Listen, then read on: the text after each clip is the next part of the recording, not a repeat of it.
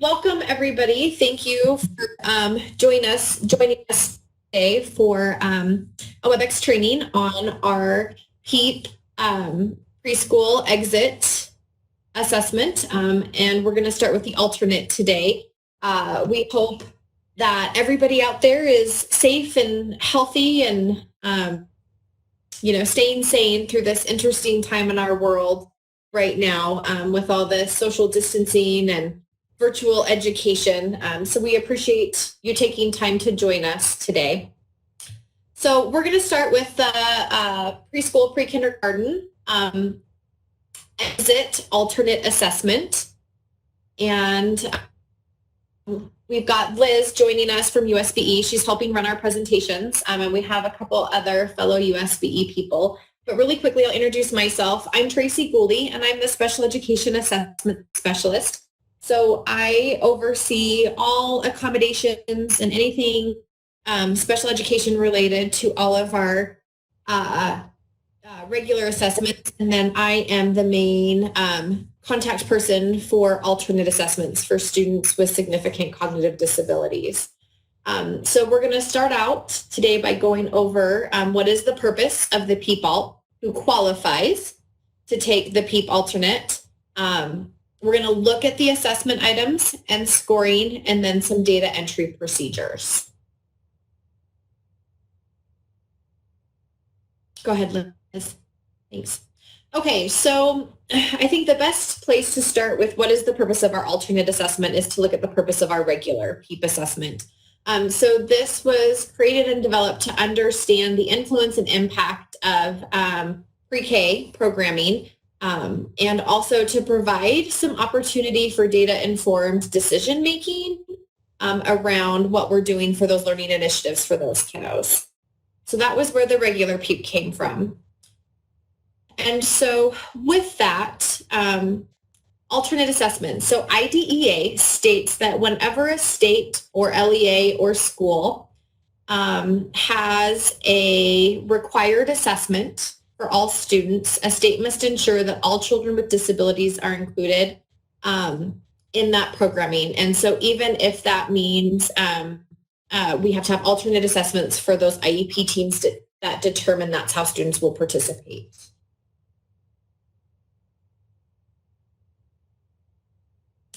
So with that in place, we thought, what really is the purpose of our alternate assessment for teachers? What do we want them to really gain out of this? We know that students that would be qualifying to participate in an alternate assessment, right? They already need intensive services, right? They already need some of that specialized instruction. So we really geared this towards being able to have a data point that's really tied to instruction to help guide IEP team decisions. Go ahead, Liz. And just really understanding, helping teachers get a better understanding of where their kids are in regard to the standards. So one of the tricky things here is we have alternate standards for students kindergarten through 12th grade, but we don't have alternate standards for preschool. So really all of our students, regardless of their disability or the severity of their disability, right, are all being instructed in our same preschool standards. Go ahead. So who qualifies to take the PEEP alternate assessment? So it has to be students with the most significant cognitive disability. So what does that mean? So when trying to figure this out, the tricky part here for IEP teams is most of our preschool students have a disability category of DD or SLP, right? Not all of our kids at this point have an intellectual disability or a classification of multiple disabilities. So that becomes a little bit trickier for teams to determine, does my student have a significant cognitive disability? So when trying to look at that, significant cognitive disability impacts the students in functioning and their adaptive behavior. So typically with our preschool kiddos, you don't necessarily have separate formal assessments that you use in that qualifying process for special ed services. So a lot of times you'll have to go ahead and look at that cognitive score and pull that and the adaptive score out of one assessment. So a lot of our teams out there use Battelle, right? So you'd have to be able to pull and say, yes, based upon formal assessment data, the team can determine that the student has impact in their cognitive and components.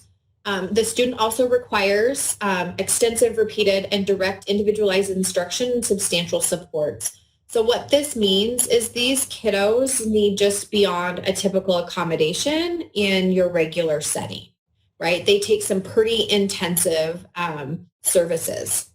It's determined by the IEP team. So a teacher, an administrator cannot say this student is going to participate in an alternate assessment. It has to be a team decision, and that includes parents. Parents need to truly understand when we are saying that a student needs an alternate assessment, they need to understand that we're saying these are students with intellectual disabilities, right? And they cannot be participating necessarily in our general ed assessment with just basic accommodation. So parents really need to understand that, and teams need to be making those decisions. We also look at all content areas. So these aren't kiddos that just in one content area but do okay. This really impacts them as the student as a whole, right, in their day-to-day functioning and their cognitive components. So exit. So you may have a student that at the time of PEEP entry took the regular entry, and the team really didn't determine during the entry point that a student was a student with significant cognitive disability.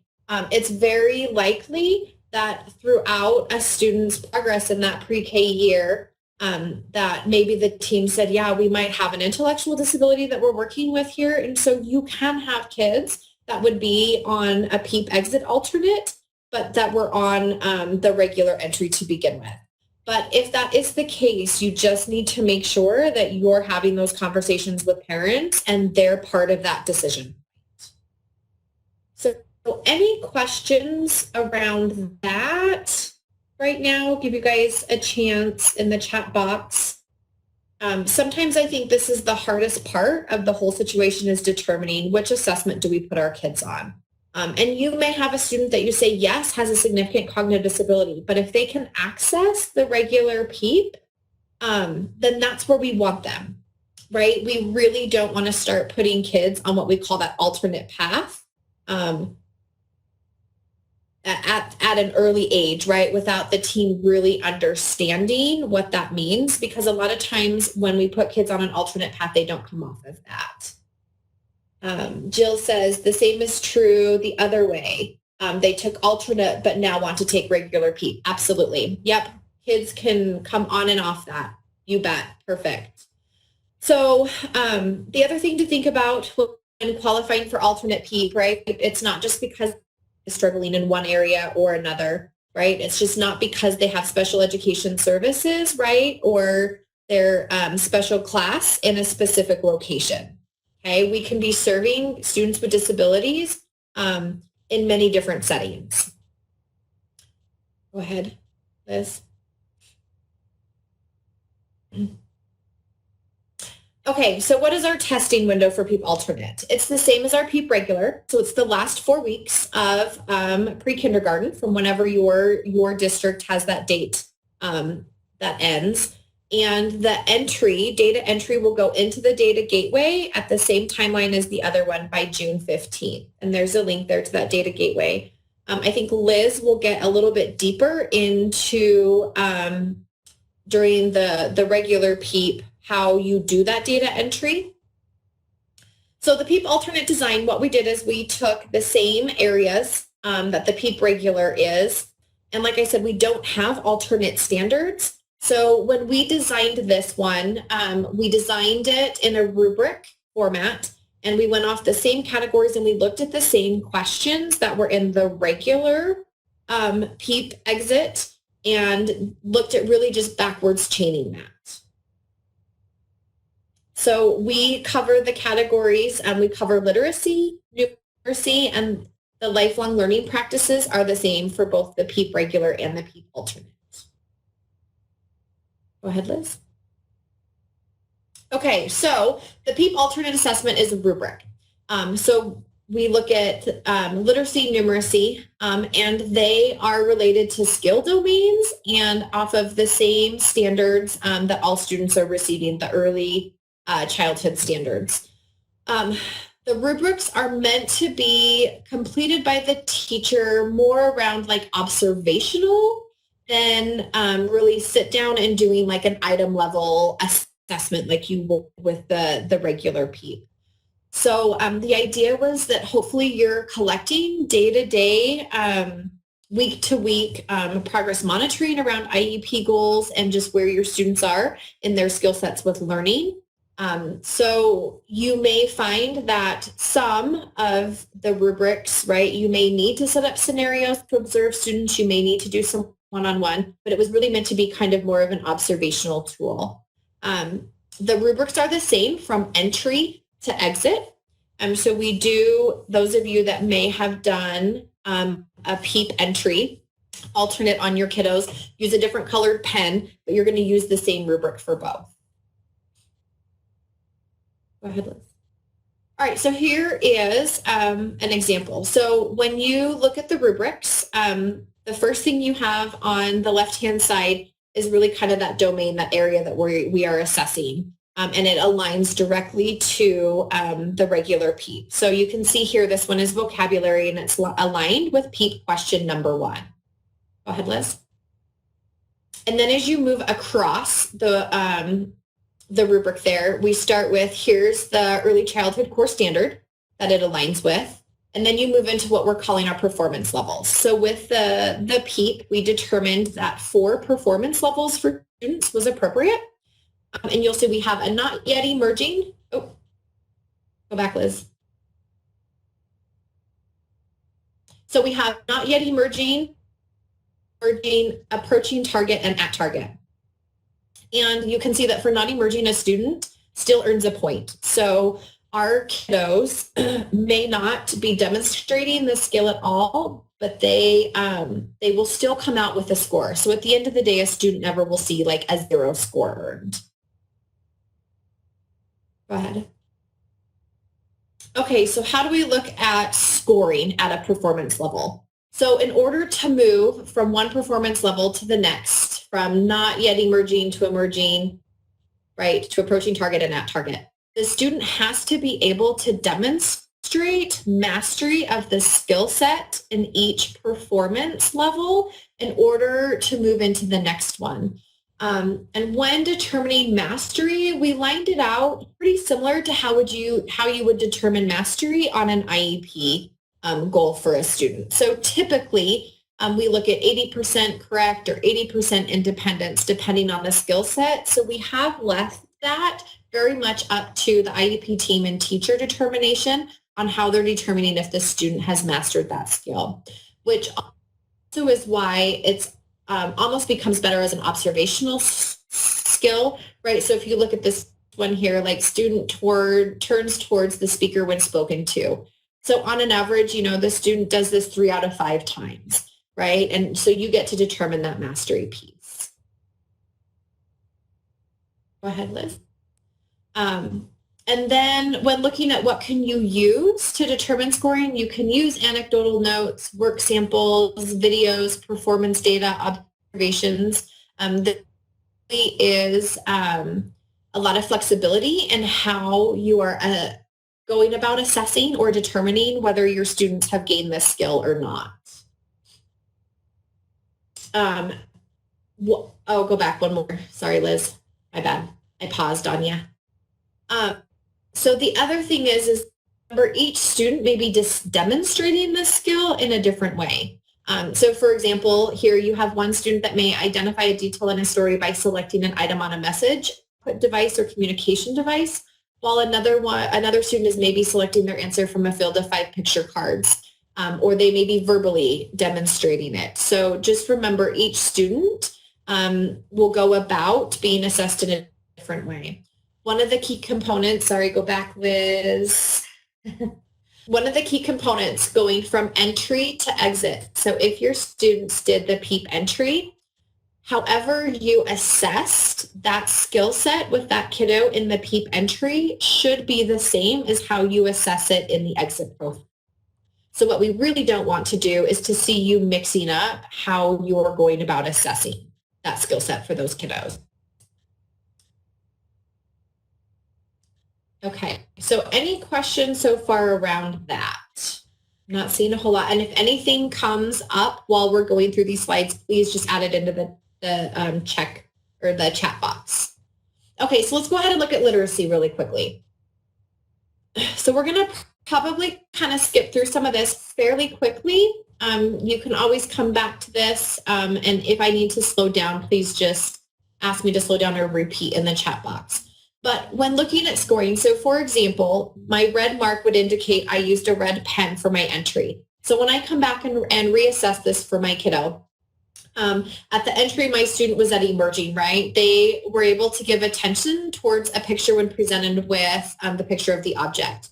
But now at the end, my student is able to indicate the correct picture when requested, when presented with two pictures of an object. So at this point now, and the objects are on and under, so my student has now mastered that skill, so we've moved up level. Go ahead.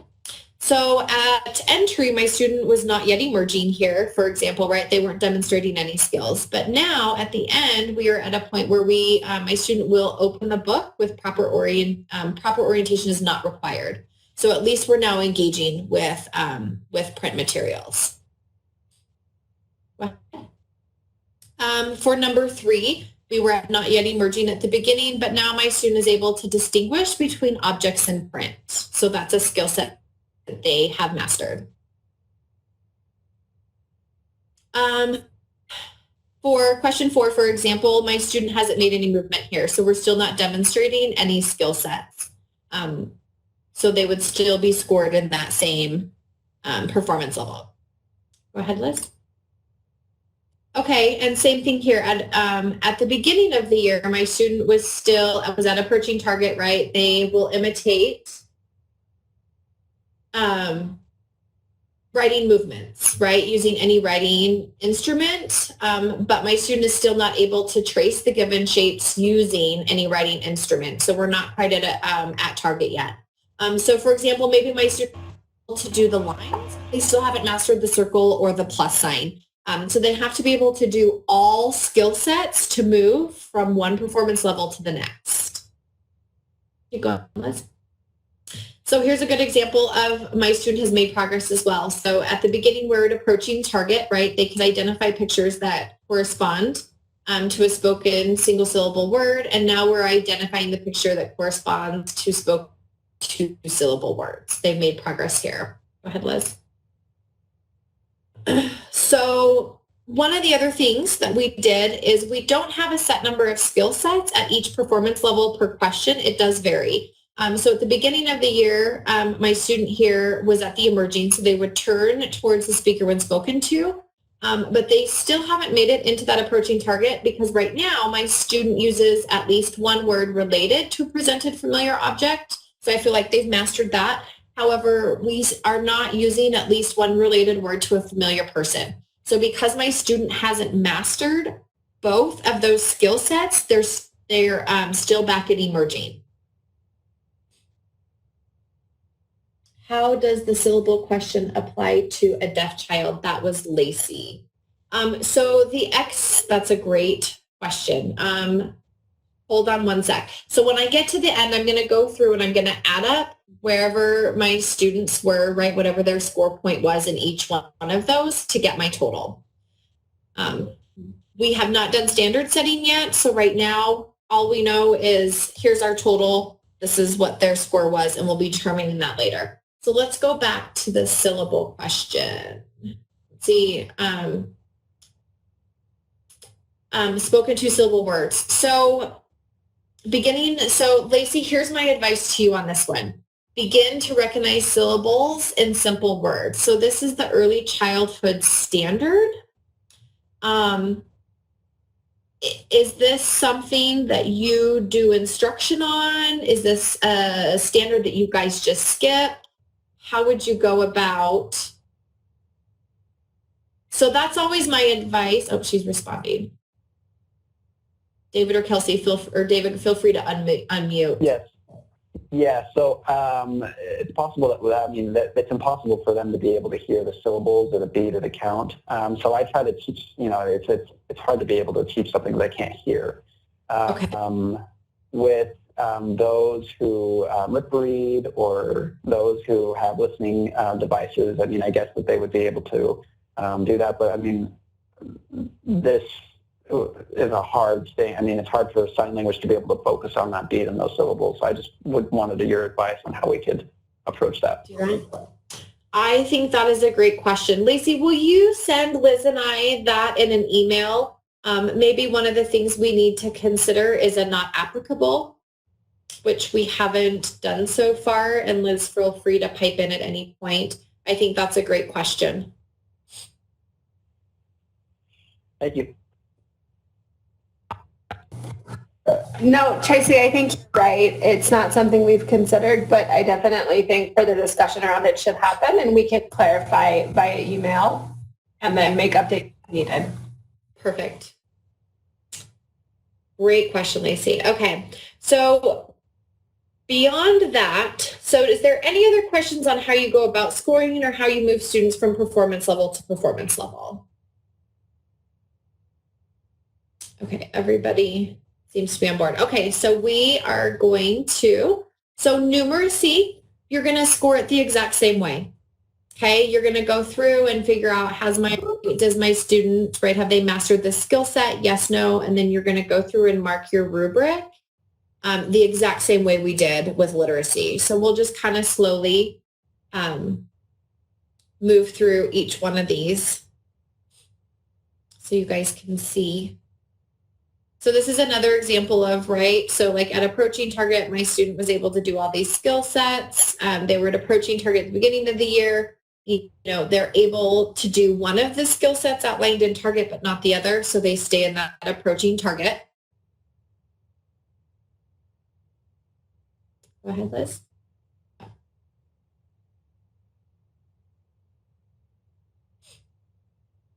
Go ahead, Liz.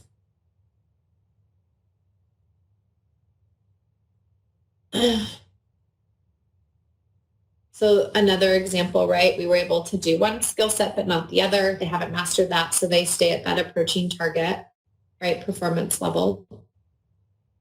Okay, so same thing. So at the end, you go back. Where did they score on those rubrics? What was their performance level? You add up those score points, and then that will be what you enter into the data gateway. One of the other things is you may find we don't have an alternate question for exactly every single question in the PEEP regular. There were some that we just felt didn't really apply or backwards chain very well. So there may not be a question for every single gen ed aligned question. Okay, go ahead. All right, lifelong learning practices. So you'll find this as the very last page in the rubric, and you are going to score it the same way you did. You're going to go through and check those boxes. Where is the student at in that lifelong learning practice, that social emotional space? We don't have you enter this right into the data gateway. This is just really for you guys to use. Tracy, we do enter it. Doing practices for PEEP. Yes, we do collect this data entered in the same place. Thank you, Liz. I got my PEEP and KEEP mixed up. So you will enter this into Data Gateway as well. And I feel like almost this is better data and really good information for students with disabilities, because there's a lot of this that we are tracking and are in our students' IEPs anyway. So you'll enter this as well. Thanks, Liz, for that clarification. Okay. So data entry procedures. So Liz is going to walk through a little bit deeper as we move about our training as to what exactly this looks like, but you will enter your PEEP alternate into the exact same place that you do your regular. When you log into that data gateway, you'll just see tabs. You'll see a PEEP exit tab, and then you'll see a PEEP alt exit tab. So go forward, Liz. So like I said, we have not done standard setting yet around this. We have got to wait until we have all of our data in. And this is something that we will be working with our Center for Assessment on, and we'll bring in some participants. So if you're interested, if you had students that participated in the alternate and you would like to be part of that standard setting, please shoot me an email, or you can shoot Liz an email, and we would love to add you to that participant list. But that's something that we will be looking at doing over the summer. Let's see, Madeline said, I really like how this is so similar to the alternate KEEP. Yep, that was kind of our goal. So we designed the rubric for our alternate KEEP. It's actually based on what we did for the alternate early literacy assessment, which was DIBELS, but now Acadience reading. So yeah, the way the assessment is set up for both PEEP, KEEP, and Acadience reading, alternates are exactly the same, which is really nice. And we've had good feedback. Teachers have really liked having a great way to kind of help with that progress monitoring and be a little bit more specific around what standards and skill sets they should be working on with their kiddos. So yeah, we've had really good feedback. And if you go about administering this and you have specific feedback to the rubrics or questions, please feel free to email me those. We are always open to that feedback, as in, this was kind of that sort of field test year, if you will. So if you find something like Lacey pointed out, the syllables one for deaf kiddos, right? We need to take that into consideration. So anything you find, please definitely reach out to Liz or I, and we are always open to that feedback. So out of curiosity, for those that are on, will you just type into the chat, did you have students that participated in the KEEP alt in entry or exit or both, or?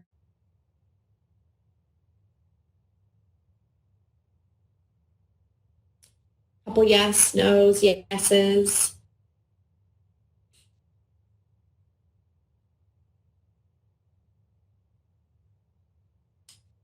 Yes, perfect.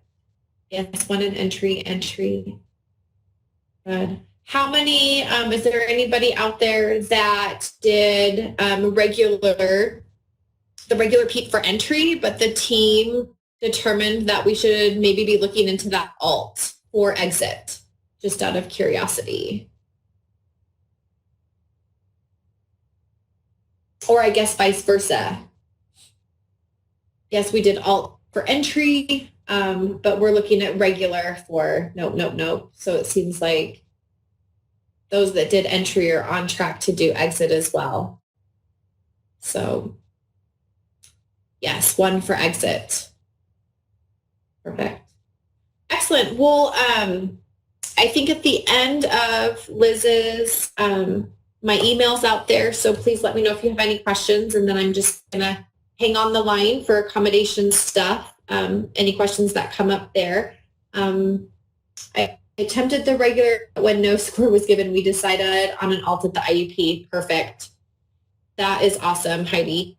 And I think a lot of teams did that, right? I mean, we're in the same standards. I mean, I definitely, if they can access, right, and produce a score in the regular PEEP, I definitely think that's a great place to be, for sure. So, okay, excellent. Thank you, Liz. I will turn it back to you.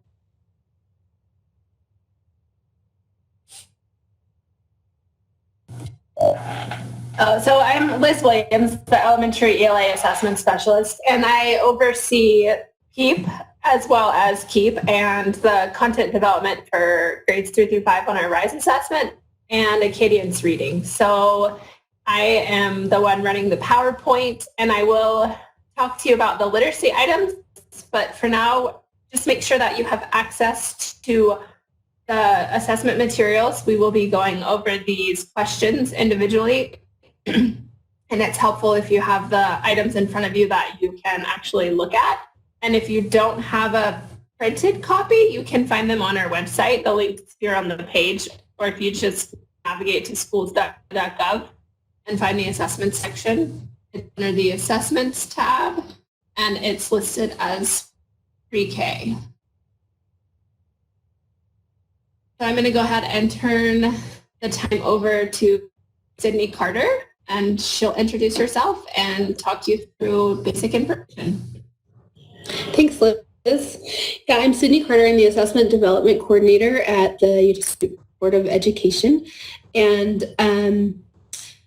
so my role at the state office is really working with our development team and working with Liz and Whitney and Tracy and over all of our assessments from pre-K up through ACT and any of the content that's on the assessment. So we worked really hard and closely with a lot of the preschool providers to end up to develop this assessment, and appreciate the comment just before about how this was similar and that at least the alternate assessment was similar to what you're doing for alternate. We're hoping that what you'll see here with the exit is also really similar to what you noticed and what you administered at the beginning of the year with the entry.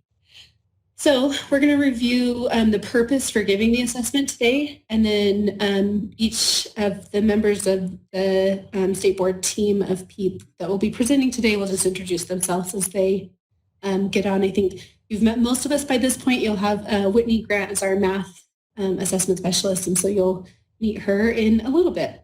So that's our introductions and agenda, and then we'll review our purpose for administering the assessment and then jump right into how do I actually give this test. So what we hope that you will be able to do by the end of the day is that you'll be able to see the purpose of the PEEP and the assessment, and we'll go page by page through the assessment to walk through the explanation of how you would administer this assessment. And then you'll be able to have an opportunity to look at the data gateway where you'll go in to record the data. So your success criteria for the end of the day today, we are hoping that you'll be able to identify the purpose for the assessment, that you'll be able to go through and navigate the Teacher Administration Manual, or the TAM, we call that the TAM, and then that you'll be able to administer the PEEP with fidelity, which is important when we have a standardized assessment. So the purpose for the PEEP is really looking at program effectiveness. So when this legislation came out about using this grant, the main purpose of the PEEP is looking at overall the programs and how effective the programs are. So we want to be able to look at the current levels of academic performance of the entry and exit pre-kindergartners, the 4-year-old kindergartners. We want to be able to provide opportunities for data-informed decision-making and a cost-benefit analysis. Really what we want to do is be able to look at we know that preschool programs are effective and want to be able to show these programs that are highly effective and applying for this grant money are doing great work with our pre-kindergarten students. And we'd love to be able to show that to legislators and get more money and have more and more programs involved in these high quality programs for our pre-kindergartners. So be able to show through this data that the instruction is effective and impactful for our pre-kindergartners. And then really to analyze the effectiveness of the programs that are utilizing the grant funds. So in addition to the main purpose, that was the program effectiveness, we really also are looking at the programs are effective because the students' learning is being enhanced. And so we want to be able to look at the students and their individual levels of performance at entry and exit of pre-kindergarten, and then also maybe identify some students who may need early intervention and utilize different intervention strategies for instruction for those students, and then look at how effective the instructional practices are, look at different programs, and look at how the students are being instructed and implement those strategies across several different programs. So find the highlights and be able to share those with other programs, the things that are working. And then also we want to be able to look at the long-term and short-term impacts of pre-kindergarten. So be able to look at how does this impact students as they're starting in kindergarten, and then also look at long-term into first grade, and does that even out, or do students who get this early start continue that success later on in their school years? So based on the statute, there are a few things that this assessment is not to be used for. The first is that it's not to be used for teacher evaluation. So you're not to use this assessment to look at comparing different classes and say, well, this teacher had this had these scores and this teacher had these scores, so we're going to use that in that teacher's evaluation. So it's not to be meant for teacher evaluation. It's also not to be meant as admittance into pre-kindergarten. So we don't want people administering this assessment to say, oh yeah, you're ready to come to pre-kindergarten. We really accept students where they are. It really is just information for the teacher about instruction. That would the admittance into pre-kindergarten would probably apply more to the entry than the exit, but it is also not to be meant for grade retention or promotion. So we don't want to use the assessment to say you need to stay for another year and stay in the 4-year-old preschool for one more year just based solely on this assessment.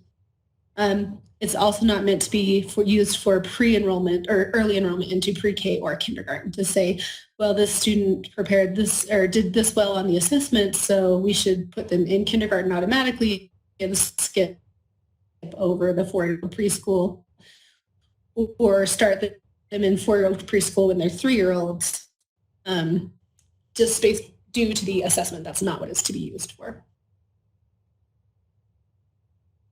So, excuse me, the requirement for the assessment is first that the assessment has to be administered in its entirety. That means that all questions need to be given to the student in the same order. You can't go out of order with the questions. We also expect that the assessment is administered in a single sitting.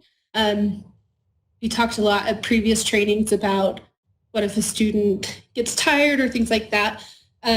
We've really tried to make sure that the assessment is appropriate for the age of the students. It takes anywhere between 10 to 20, maybe around 15 is probably the average minutes that it takes to administer this assessment. We'll get into the timing in just a minute, but thinking through administering all of the questions in the order that they are seen in a single sitting.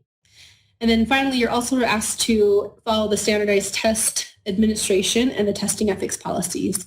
So making sure that you have been trained in testing ethics and that you are following the TAM for saying exactly what's written on the page and responding or giving students the suggestions that are written on the page, but nothing more than that.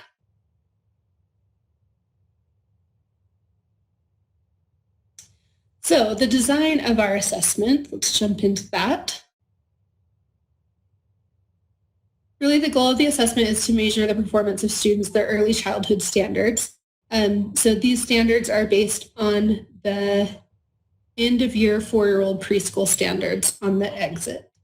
So the PEEP exit is based on what students should know by the end of their 4-year-old preschool year. The items that were on the assessment, we looked through all of the standards and we determined which of those standards, first of all, they had to be aligned to a standard. Each one of the questions had to align to a standard. And second of all, we chose standards that were the greatest predictors of future academic success. So although we're not assessing every standard that we would expect a 4-year-old preschooler to know or pre-kindergartner to know, the items that are questions that are on the assessment are based off of the greatest predictors of future academic success. So there are oftentimes people are asking about, what about fine motor skills or things like that. Those are not part of our assessment, although those are part of things that you may be keeping track of in your own class. They're not necessarily part of our assessment because those fine motor skills aren't indicators of predictors of future academic success. There are 3 different categories on the assessment. So it starts out with literacy, and then you go into the numeracy section, and then finally the lifelong learning practices. And all 3 of those categories will be scored, and the data will be submitted into the data gateway system that Liz will go through a little bit later. So the structure and setting of the assessment. So for the exit assessment, it's a one-on-one test administration. And so you are sitting with one student at a time. The trained assessor has to have attended a training or watched the webinar, which you're all attending now, or maybe attending in the future with this, when this is recorded. You need to make sure you have an optimal testing environment. And so probably not in the middle of PE and pulling students out over into a corner, but keeping the optimal testing environment for students to be able to show what they know. And then options for student material update. There are two different booklets that you'll be getting. The first is the TAM, the Test Administration Manual, and the second is the Student Materials book. So in the Student Materials book, there's several different pages where we're asking the student to point to something, especially in this time where touching things may not be the best as far as help. There are different things you can use, either putting that sheet in a sheet protector or putting a transparency sheet over the top of that page, and somehow being able to wipe that paper down helps with it not getting muggy and grubby with some dirty little fingers, but also can help with not spreading germs as well. So making sure that you're keeping materials safe for students and able to be used for multiple students. So there was a question that came through in the chat box. If it is expected to be administered in a single setting, would you recommend having student come in a few days before the school year begins to do the entry? We experienced difficulty trying to do it in one sitting while running out of regular school routine. Yeah, so that's a good question. As far as entry, so that's not talking about exit, but for the entry assessment, you're allowed, Liz, can you remind me, is it 4 weeks before and 4 weeks after? Yes, 4 weeks before, 4 weeks after. Thank you. Yeah, so at the entry, you can bring in students beforehand. I know a lot of places, when they're trying to set up classes, end up doing that so they can divide out classes a little more evenly. So that's an option to assess before the school year starts. For the exit, that's not a possibility. So for the exit, you have to do it the window within the last 4 weeks of school. So thanks, that's actually the next slide. So that's a great. So our exit window for this assessment is the last 4 weeks of pre-kindergarten. So whenever your ending date is, it'd be 4 weeks before that. All of your data needs to be entered into the data gateway before June or by June 15th. And there's the link for the data gateway. Liz is going to walk through later about how to enter that data into the system. But just remember, you can administer the test paper pencil, or you can administer the test live while you're just entering the data directly into the system instead of writing it on paper. So you have either, but just remember that you need to get that data into the system by June 15th. So as far as the layout of the assessment, there are 14 scoreable items across the literacy and numeracy sections, and then there's 7 observational items in the lifelong learning practices. It is an untimed assessment, so it's not timed. Students can take as much as they need, but generally or approximately takes 10 to 15 minutes for each student. So that helps as you're trying to figure out scheduling for the exit assessment and determining how long you're going to need for each student to take the test. So to prepare to administer the assessment, the things that you need to do are, first of all, read the information that's in the test administration manual. It walks you through step by step what you're able to do for each of the questions. There are accommodations for different students in each question that we'll be reviewing today, and it also tells you how to score each item. So make sure you're familiar with the information in the TAM, and then work with your school administrator and the parents to set up a testing schedule. I saw that we have a question in the chat box about if we don't end up going back to school, or if for the rest of the year, if we end up being extended past that May 1st. That will be one thing that our early childhood board will be looking into to make sure that as far as this year with data, that may not be a possibility. So we're all being mindful of that. This year may be a little bit different due to viruses that we may not be able to assess at the end of this year. So if that's not possible, if we end up not going back to school, then that will be something that's considered as we move forward with the grants. Jessica, did you have anything else to add to that?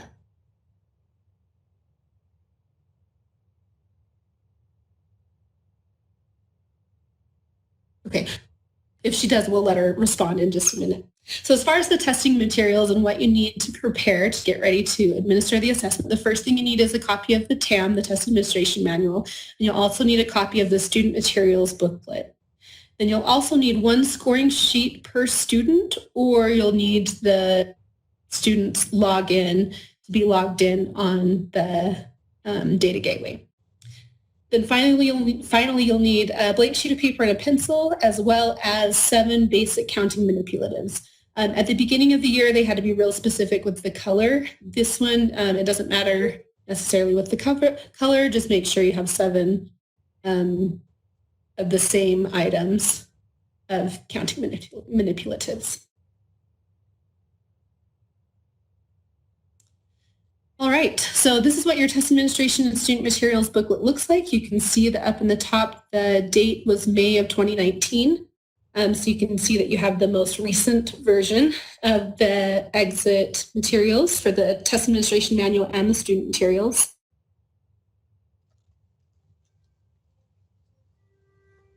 And I think we're going to jump right into the literacy section. So Liz, take it away. Okay, so like we said, the literacy section is up first in the PEEP exit, and there are 8 questions total. So we'll go ahead and start with question number 1. So in the test administration, okay, pause for a question, sorry. Did USB Data Gateway send us an email to visit our account, or it would expire? That is quite the question. I think sometimes the system inadvertently sends out emails and you get that notification saying if you don't sign in, it will expire. I would just recommend just going straight to the data gateway.schools.utah.gov and trying to sign in. And then if for some reason you cannot get access to the data gateway, then reach out to the assessment coordinator. If you're at a district, it would be your AD. If you're at a private provider or other preschool location, it would be your director, your program director. And if they're unable to help you, then they can reach out to me and I can provide additional support. And then Lacey asks, if a student joins the class midway in the school year, do we do the entry that year or wait until the following?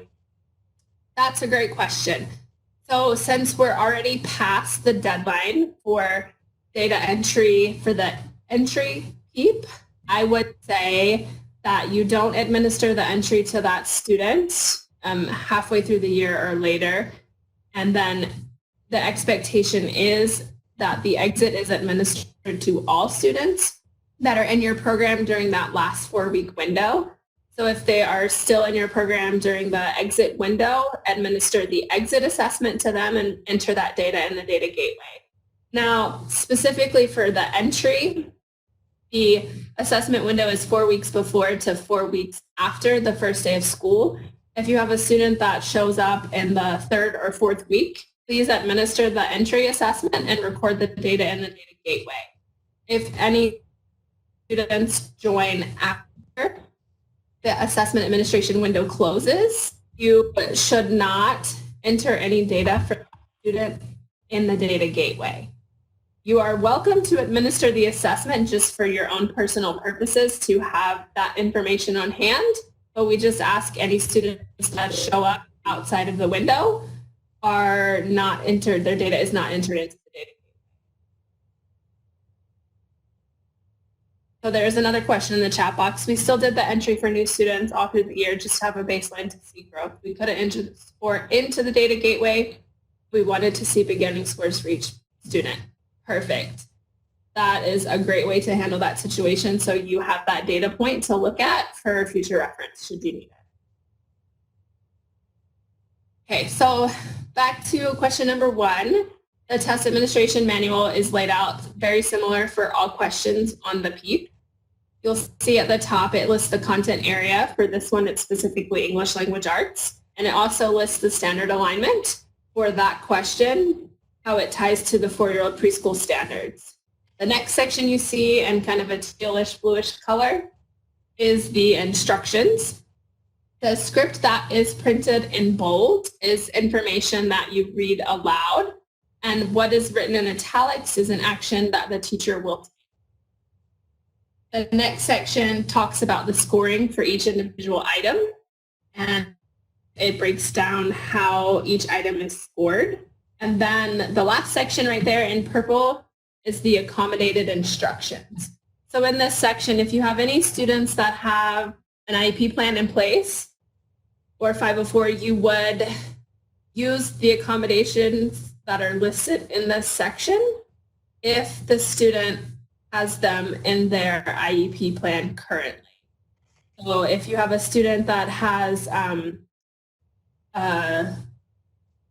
fine motor impairment or a student that's blind or visually impaired, there are specific accommodations that are listed for certain questions throughout the manual based on what the question is asking the student to do. We'll talk about it in a little bit, but also at the end of the test administration manual, there is an entire section dedicated to general accommodations that are applicable for, again, those students that have those accommodations listed in their IEP plans. And we will talk about that more in just a little bit. So at the very bottom of the page, it shows you the materials that you need to administer each question and also a sample record of response from the student. So for each item, we're just going to talk briefly about how to administer the item to the students and answer any questions that you have. So question number 1, you will display the student materials for this question that are in the student materials booklet, and you'll put it in front of the student and you'll say, point to and name everything you know in the picture. If the student happens to only name one object, you can prompt them only once. What other things in the picture can you name? When the student responds, you'll count the number of accurate and reasonable responses that they provide and record that information on the answer sheet or in the data gateway if you're entering the data as you're administering the assessment. So for this question, you can see that there are some children playing at a playground. If the student happens to point to one of the students and refers to it as the boy or a girl, you can accept either response is correct. It's not gender specific. And so accept responses that make sense that are happening in the story. So for scoring, they have, I just realized that this is the wrong screenshot. It's actually not worth 30 points anymore. I do believe that it's worth 3 points for each object or action that the student names. So when you're in the data gateway, it will give you the specific scoring item or scoring guidelines for this item. And we can take a peek at that when we hop over to the data gateway. After they are done naming objects or actions in the picture, you can ask them, or you should ask them, now tell me a story about what is happening in the picture. So depending on how the student responds, you'll record their answers on either the paper sheet or in the data gateway based on if they were able to tell the story using a complete sentence, only words or phrases, or if they were unable to tell a story, or if it was a series of disconnected statements. So we'll talk quickly about instructions for just this one item. And then moving forward, unless there's specific questions, just remember these only apply to those students with the accommodations listed in their IEP plans or 504. So the instructions here are a little bit different for those students that might be blind or visually impaired and are unable to see the picture. You would just simply prompt them, tell me all the things that kids could do at a playground. And there is a prompt that also applies here. If they only name one activity, you can prompt them once. What other things could they do? And then after you record the number of accurate and reasonable responses, then you will mark on the scoring sheet their score and say, now tell me a story about what might happen when two kids play on a playground. So I'll pause for just a second to see if anyone has questions specifically about question number 1, either the instructions section, scoring, accommodations, materials.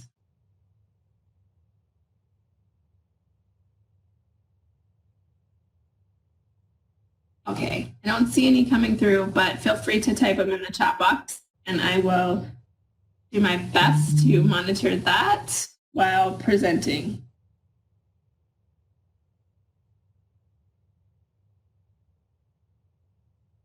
Question number 2 and question number 3. Question 2 is uppercase letter recognition. Question number 3 is lowercase letter recognition. We'll see the standard alignment and the instructions for this are very similar for both question 2 and question number 3.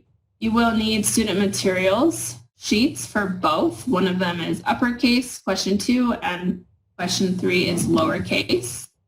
You'll display the materials in front of the student, and pretty important to note, since the PEEP exit is identical to the KEEP entry, we neglected to realize that we allowed you to have a blank piece of paper that you placed over all but the first line of text to make it less overwhelming for the little ones. When they see a whole page full of 26 letters, it's kind of a lot to take in. So I would write in your test administration manual that you are allowed to use, and not just allowed, but expected for standardization purposes, use a piece of paper to cover up the remaining rows as you administer this assessment. It's not in these manuals currently. We will be reprinting them once the standard revision process takes place. So next year, the updated materials should have those instructions included directly in the manuals. But for now, just write yourself a note so that you remember to use that piece of paper, that blank piece of paper, to cover up all of the remaining text. So you'll display it, cover up those additional rows, and say, I will point to each letter, and you will tell me the names of the letters you know. You'll pause for up to 3 seconds on each letter to allow the student to respond. And if they don't respond within 3 seconds, then just point to the next letter. As you're giving the assessment, if they start to give you the letter sounds, prompt them, just say the name 1 time. On your answer sheet, you'll mark any of the letters that they missed. Same thing in the data gateway, mark those incorrect responses. And it's worth 26 points for each question. And you are allowed to give credit if the student self-corrects. So say you're pointing to the letter B and the student calls it a D, and then they say, oh no, wait, that's a B. You can score that as a correct response. So self-corrects are allowed. There is a discontinue rule for this item. So if you're pointing along on that first row and the student is unable to name any of the letters in the first row, say, look at all the letters, point to, and tell me the ones you know. We want to give the student the opportunity to have access to all letters. Say their name is a very short name and the 3 letters in their name don't appear until the bottom 2 rows. We don't want to just discontinue after the first row when they could have received credit for those additional letters at the bottom of the page. So move your paper down to the next row and say, look at all the letters, point to and tell me the ones you know, and then move on to each additional row until you reach the end. So that's it for questions 2 and 3. I'll pause for just a couple of seconds for any questions.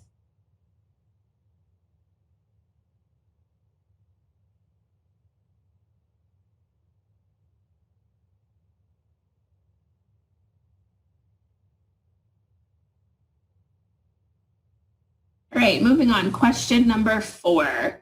This one is writing name and letters. You will need to give the student a blank piece of paper and a pencil and say, please write your first name. Then this item is scored in 2 separate parts, how the student writes their name and also how they write the letter. So this first part, they get the full 2 points if they are able to write correctly at least 2 letters. In the sense of fairness, some students might have exceptionally long names, 8, 9, 10 letters, and some have short names, just a few letters. So we're only giving them up to 2 points total, and they receive the full 2 points, even if they only have 2 out of the 7 letters in their name written correctly. A correct response can include a combination of uppercase or lowercase letters, reversals, or varied letter formation, so long as the attributes of that letter are correct.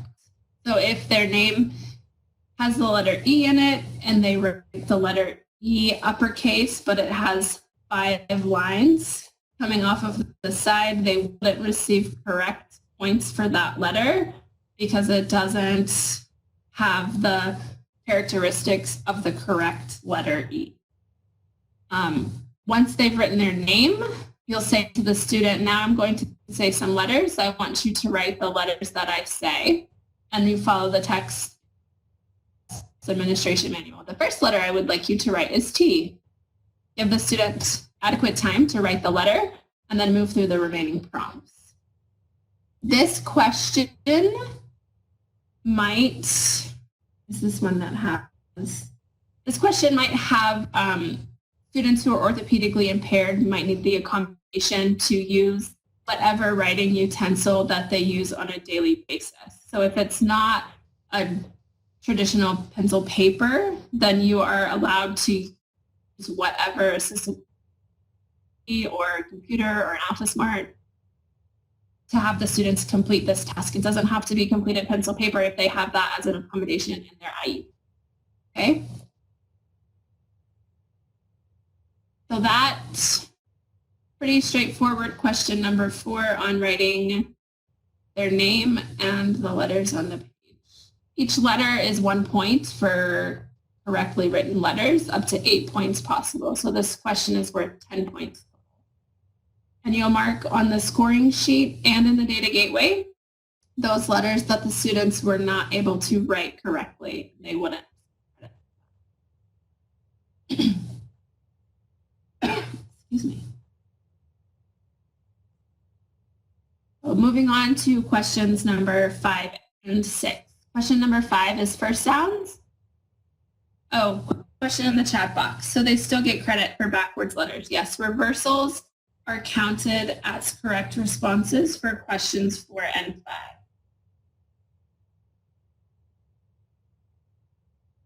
And then the next question in the chat box is explain reversal and varied letter formation. Great questions. Thanks. So the reversal is if the uppercase letter E has the straight line on the left side and the horizontal lines coming off on the right-hand side. If the student were to write it so that the straight line was on the right, the vertical line and the horizontal lines were coming off on the left-hand side, you would still give them credit. It's just a mirror image of that letter. Varied letter formation might be the lowercase e. So I know on question number 4, it's the last letter, and you ask the student to write the letter E. If they do a lowercase e and they do the straight line out, and as they're going to loop around, it's not in the shape of what you would expect the normal letter C to be. The line is a little bit wiggly. Again, here what we're looking for correct scoring responses is that you're scoring the formation of the letter, whether it has those same attributes, and not the student's fine motor skills. So if their fine motor skills are impacting the ability to draw straight lines and they're kind of a crooked line, but it resembles the letter K or the letter M, it's just that the lines are a little unsteady, I guess you could say, then you could still give the student credit because it has that proper formation. It's just that it doesn't look clean like you would expect older students to be able to write with better fine motor skills. And I just had a thought that I was going to follow that up with, and I forgot what I was going to say. So also, we don't score how they form the letters if they start at the top and pull straight down, or if they go from the bottom to the top. So the way that they actually form the letters, we're not scoring that. You know, ideally we would like to see them for the letter K start at the top and pull straight down on all of the lines. But if they go from the bottom up, that's fine. It receives credit as a correct answer because it appears to look like the letter should normally. So if that doesn't help, Alyssa, feel free to chat somewhere in the box and I can provide additional clarity if necessary.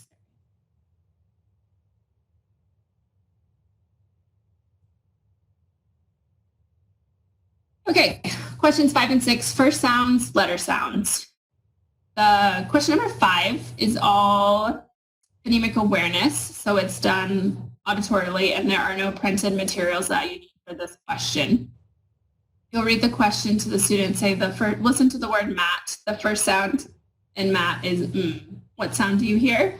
And the student should respond with mm. So read the instructions to the student and they will receive 1 point for each correct answer. Excuse me. If the student is not able to produce the initial sound in the first word, repeat the directions to the student. And then if they're still unable to produce the sound after you repeat the directions, then you would just proceed to the next word. Mark those answers that the students get wrong with a slash through them. And then there is a discontinue rule. If the student is not able to produce any of the first 5 sounds, you'll just record a score of 0 for this question and move on to the next. For question number 6, this question is covering letter sounds. You do need a student material sheet for question number 6. And the blank piece of paper, again, applies to this question. You can cover up all but the first row as you're administering this assessment so that the students don't get overwhelmed. So again, just make a note in your test administration manual that you do need a blank piece of paper to cover all remaining rows for this question when you administer this item. I will point to each letter pair and you will tell me the sound those letters make. Again, just like with letter naming, you pause up to 3 seconds on each letter pair for a response. If they don't respond, then you move on to the next pair. If they answer with the letter name, then you can prompt them once, just say the sound.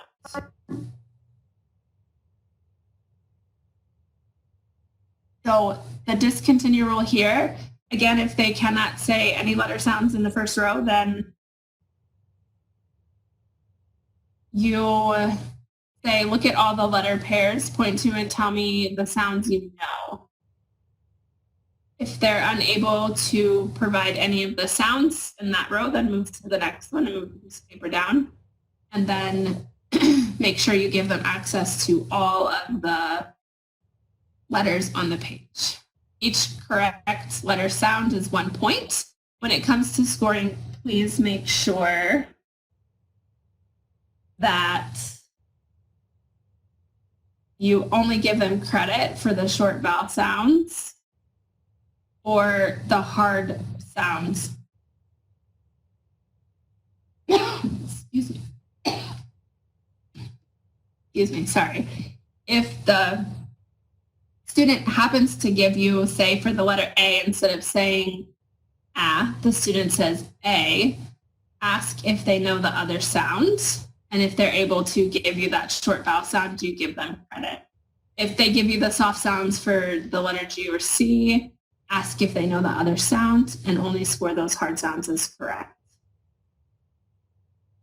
For this question, under the accommodated instructions section, since this does involve the ability to hear the first sound in words or to produce those sounds for specific letters, this question might not be applicable for your students who are deaf or hard of hearing. If it's not applicable, then you just simply not administer questions 5 and 6 and move on to question in the test administration manual. There is a place in the data gateway to mark if those students are not, or if those questions, sorry, are not applicable for specific students. But just remember that the IEP plan needs to be in place for you to utilize the accommodated instructions. So if the question is not applicable, then just skip the entire question and move on to the next one.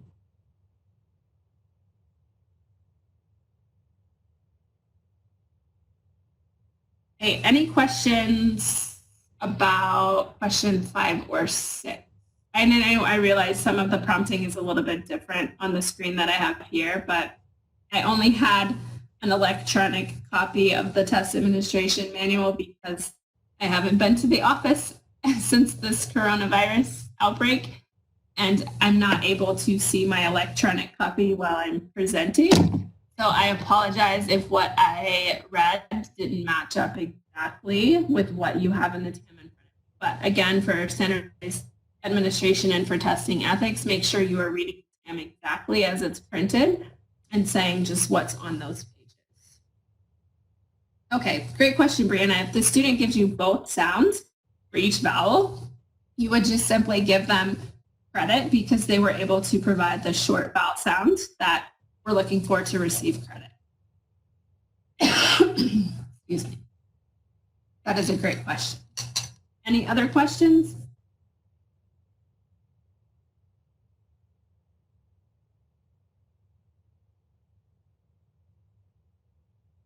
Okay. Moving on to question number 7. Again, you do need student materials for this question. You'll place the materials in front of the student and follow the prompts as they are printed on the page. The key piece here is if the student points to the first letter in the sentence and then acts from left to right to the end of the sentence and returns to the next line, you can give them full 3 points because they were able to show you where you were supposed to start, which way you went after that, and then where to go next. So it isn't necessary to ask all 3 prompts if the student indicates that they know where to start, where to go next, and how to return speed. So for this specific question, you would give them the first prompt, and if they answered all 3 parts correctly, you would just read the sentence to the student when you're done. There is an accommodated instruction here specifically for students with orthopedic impairments. Rather than saying point to, you can say show me, and they will use their mode of identification to indicate where you would start reading. Again, where to start, which way to go, and where to next, each receive 1 point if the student is able to correctly point to all of those things. If you ask them the first question and they point up to the balloons, then you would follow the next prompt in the test administration manual and allow them the opportunity to try to earn credit with left to right and then a return sweep. So 3 points total for this item. Any questions?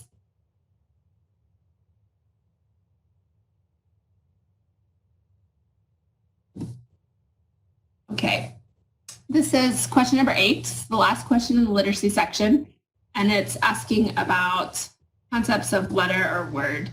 The student materials that you have in your student materials booklet have a triangle instead of a square on your sample or on your student sheet. So you would display that material sheet in front of the student and you would follow the instructions as they're printed in the test administration manual, asking them to point to the box with 1 letter, point to the box with 1 word, allow the student time to point, and then mark how the student responded on the answer sheet. Incorrect responses are marked with a slash. They receive 1 point for pointing to a letter and 1 point for pointing to a word. Oh, 2-point question, pretty simple. And again, that accommodated instruction piece for orthopedic. So I'm going to pause for any questions you might have. And then I'm going to turn the time over to Whitney so that she can talk about numeracy.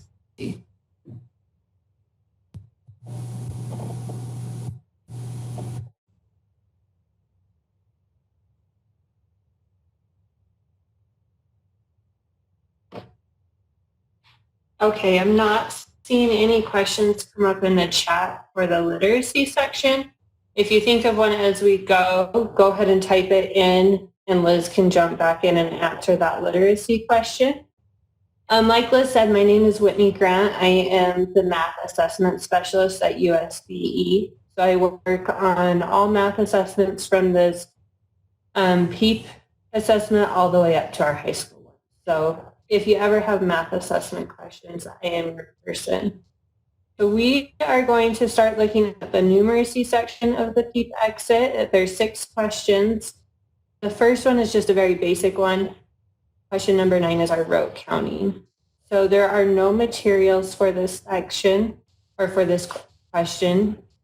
And all you're going to do if you look at the instructions part is say count until I tell you to stop, start at 1, and then the student should start counting. And what we're looking for is their ability to count up to 20 this time for the exit without any errors. If the student doesn't count aloud or if they just kind of sit there quietly, you can prompt them and say, please start again and count and at 1 and count out loud. Or if they don't start at 1, you can use that prompt again to redirect them and have them start at 1. For the scoring of this item, you will just mark where the first error occurred, and then they get the points, get credit for each correct one up until that error. So if they start counting 1, 2, 3, 4, 5, 6, 8, you would cross out the 7 or mark the 7, and they would get credit for 1 through 6. And if you look at the scoring on this one, we're not giving them 20 points for this item. It's in ranges. So 0 points for no attempt or no correct responses. 1 point if they counted 1 or more up to 5. 2 points for more than 5 up to 10. 3 points for more than 10 up to 15. And then 4 points if they got 15 to 20. And if they still going, or if they keep going after 20, you can thank them and ask them to stop. You don't need to sit there and listen to them count to 100 if that's what they are able to do. Our accommodated instructions are for students who are nonverbal. They will be allowed to use their mode of communication and assistive technology to demonstrate how they. So that one is a pretty straightforward one. So we'll move on to question. And if you do have questions, go ahead and type them in the chat box. For question 10, we do have a material page. It's that page of letter or numbers shown on the screen. So for this one, this is our numeral recognition page. What you're going to do is display the student materials page and say, I will point to each number, and you tell me what number it is. So you'll just go left to right, top to bottom, as you are pointing to each one. Pause for up to 3 seconds on each number to allow the students to respond. If they don't respond within 3 seconds, proceed to the next number. And we don't have a discontinue rule on this one just because you're only looking at 11 numbers, so it's not like our alphabet one where where you're going to show them a whole row like we did with the letter recognition. And then just for scoring, just mark any incorrect answers. They can get up to 11 points on this item. And if a student self-corrects, you can give them the point for that. So if they saw the 9 and had originally said 6, and then see the 6 down at the bottom, if they go back up to the 9 and say, oh, that's 9, and self-correct, you can give them the points for that self-correction. And for our students who are blind or visually impaired, you will give them the Braille number sheet, and the teacher and the director from the teacher will be, here are some numbers, tell me the numbers you know. If you don't know a number, skip it and go to the next number. And if you need Braille materials, Tracy is who you would reach out to for those.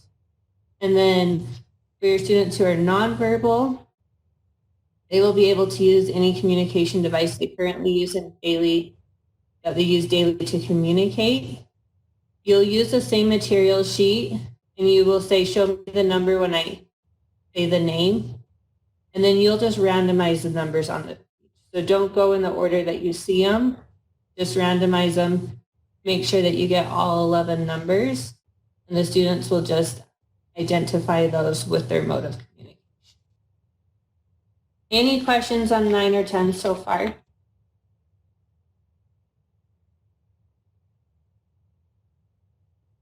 All right. So we will move on to question 11. For the numeracy section, this is probably our most difficult item to score because there's so many components to it that we are looking at. Your materials for this page is you will need that same number sheet that we just had.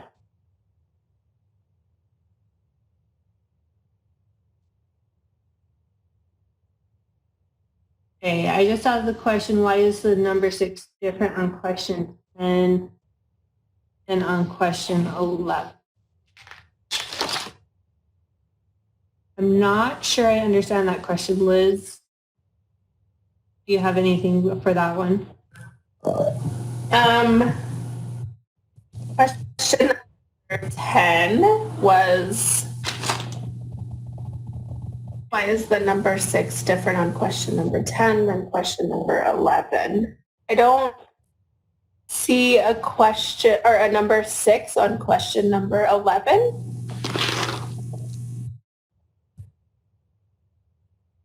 So I'm not sure if you can, whoever had questions, if you can just clarify in the chat box and then we can try to better answer, but so that I understand what that question is. Oh, number 12. So on number 10 looks more like an upside down number. Oh, the fonts are different. Yeah.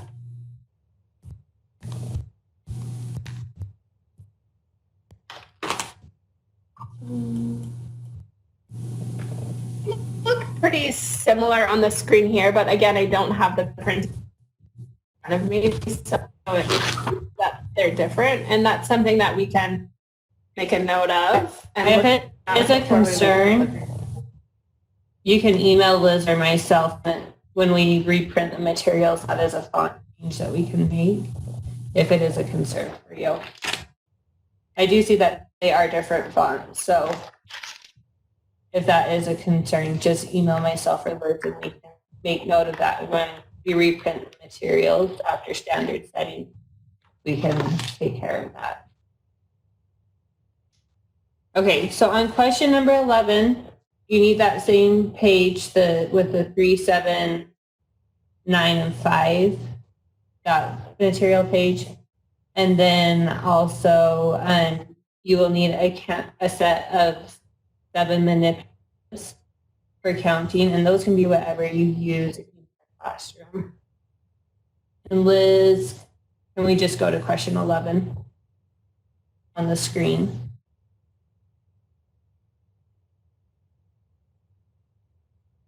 So what you will do for this question to start with is you'll display 4 counters in a horizontal line formation. And you will use your finger, and you will say to the students, use your finger to count these objects. If the student doesn't count out loud, you can direct them to please start again and count out loud. And then you'll listen as the student counts. So for the scoring for this part, what we are looking at is that 1-to-1 as they count. And if someone's not muted, can you please mute? We're getting a lot of background noise going on.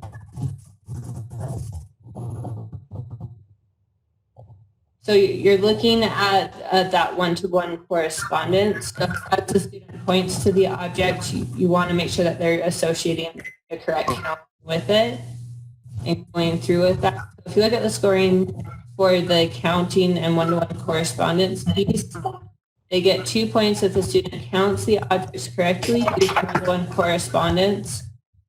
1 point if the student counts using 1-to-1 correspondence but makes a mistake in their counting. And then 0 points if the student is unable to use 1-to-1 correspondence while they're. So So you'll do that with the 4 objects, and then once the student gets done counting, you will then ask them say, now tell me how many there are, and pause for a student response. And then with the student material sheet, you'll say number here. So with the personality piece, that how many or how many there are, and for that part,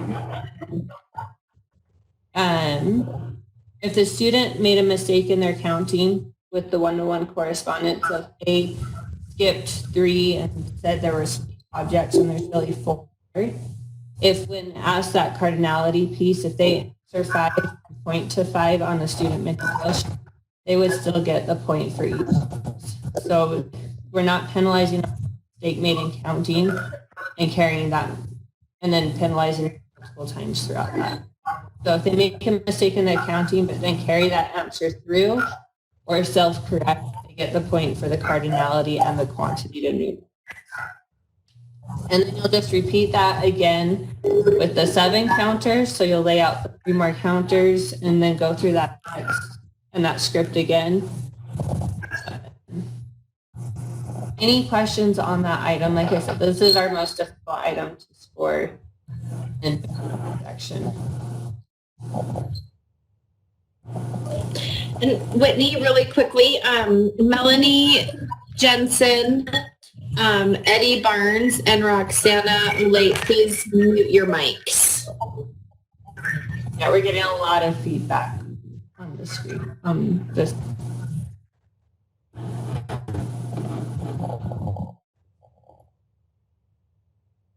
Okay, thank you. That's much better.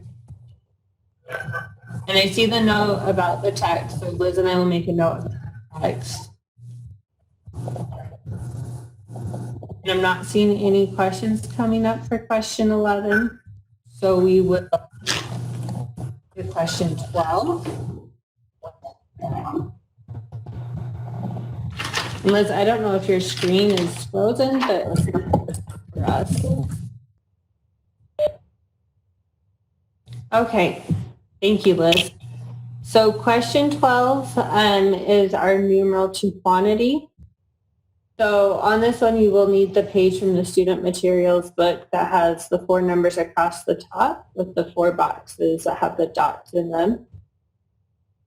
So you'll display this student materials page to the student, and you'll point to the numeral 3 at the top and say this is the number 3. Point to the box that has 3 dots. And on this one, we're just looking for that recognition of 3 dots. We're not looking for the students to supertize. So if they count the dots and then point to it, that is fine as long as they point to the box that has 3 dots. And then you'll do the same thing for the other 3 numbers. This is the number 8. Point to the box that has 8 dots. So they get 1 point for each correctly matching numeral to quantity. So 4 points total on this item. And for students who are blind or visually impaired, the material will need to be a tactile manipulation. So that is our accommodation there.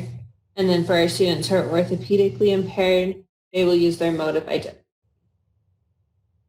And then the selection field will need to be on separate cards to allow for greater division between their. So that's another pretty straightforward one.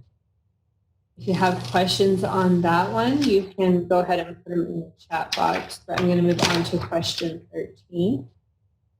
So question 13 is our quantity discrimination. With that one, you will use the page that has the circles with the dots from your student materials manual. And yes, Debbie, you would mark the incorrect response on that. So if they miss the box with the 3 dots on question 12, you would cross off the 3 in the student response, or on data gateway, as Liz goes through that, you would click on the 3. Thank you for asking that question. So on question 13, this one, like with our letters, and we failed to put in you can cover up each row as you are going through it with the student with the paper. So for this one, this is another one, make a note in your materials manual that you also need a blank piece of paper. And as you go through this one, you would cover up the bottom 4 rows, only display the top row as you ask the question, and then move that piece of paper down as you go. Your script for this one is tell me which one has more dots. This one pointing to the first button, so the one as you're looking at the page, the one on your left, or this one, the one on your right. And then record the student's response. And then you would move the paper down and repeat that for each row. For this one, it's 1 point for each correctly identified group, so 5 points total on this one. And then you would mark the incorrect responses for this item as well, just by crossing off the rows. Same accommodations that we had for question 12 for this one. Students who are blind or visually impaired, material will need to be a tactile manipulative. And for our students who are orthopedically impaired, they will use their mode of identification and then having the selection fields on separate cards for graders. Any questions on either of those?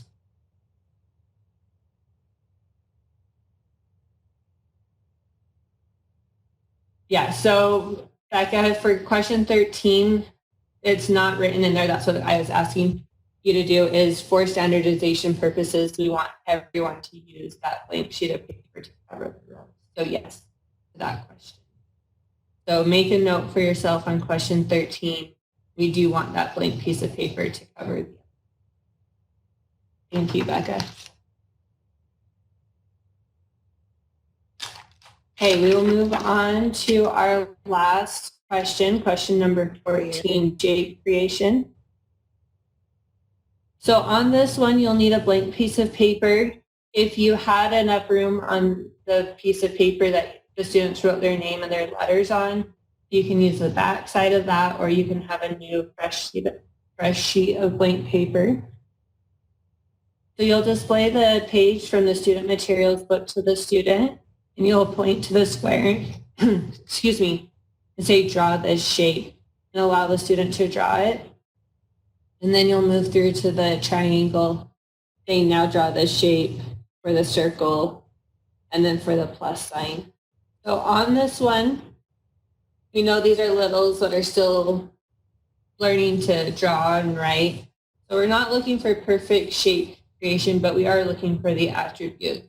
So for the square, triangle, and circle, they do need to be closed shapes. For the square, we are just looking for something that has 4 sides.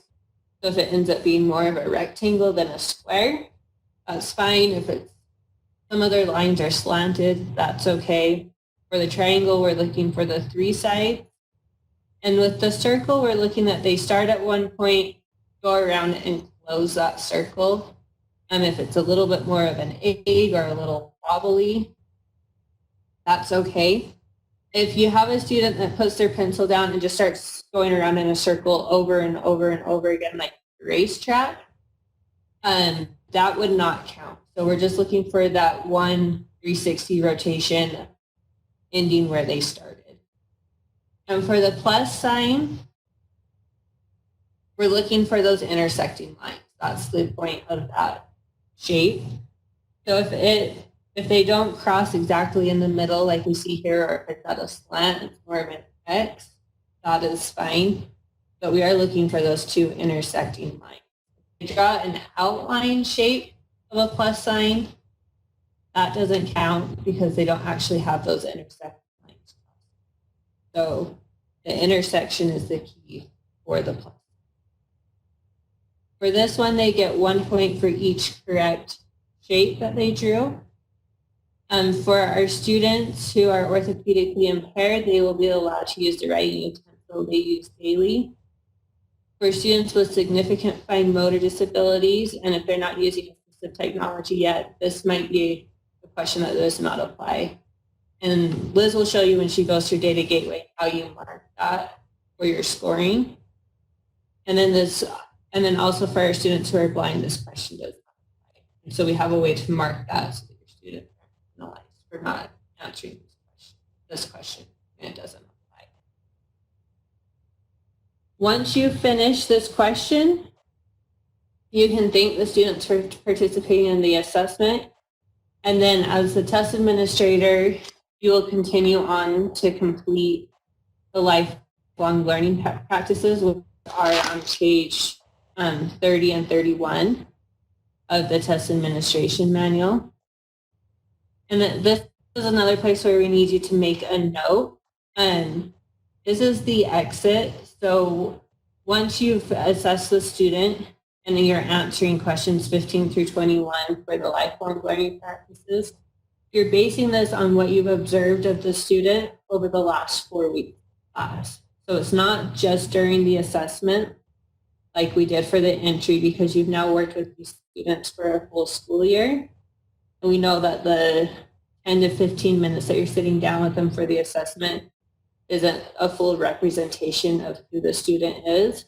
So you're basing this off of your last 4 weeks of observation. So in general in class, how does the student respond? Or what's your observation of the student for these questions? This is something that will be entered into Data Gateway, so make sure that you do mark this for the student. And you'll just check the box that answers the question the best for each student. Any questions on lifelong learning practices? Okay, we're going to keep going through the test administration manual. So after that lifelong learning practice is our appendice pages. So the Appendix B is the scoring sheet. And when you're scoring the student, you have the choice of scoring paper pencil, and in that case you would have the scoring sheet. So you would make a copy of Appendix E, which is pages 37 through 39 for each student. So you would have that paper pencil, and you can just cross off those mistakes. You don't have to tally up the points, because when you do that in Data Gateway, it will do that for you. So Appendix B is your scoring sheet. And then you can take these papers and go enter your information into Data Gateway. This is probably our recommended way for scoring, because if you accidentally click on a student's name, that's not the student you're assessing, and click submit, and you've done it for the wrong student, then that's locked once you hit submit. And if you cancel that assessment, all that information is lost. So it's nice to have the paper pencil copy as you're doing that.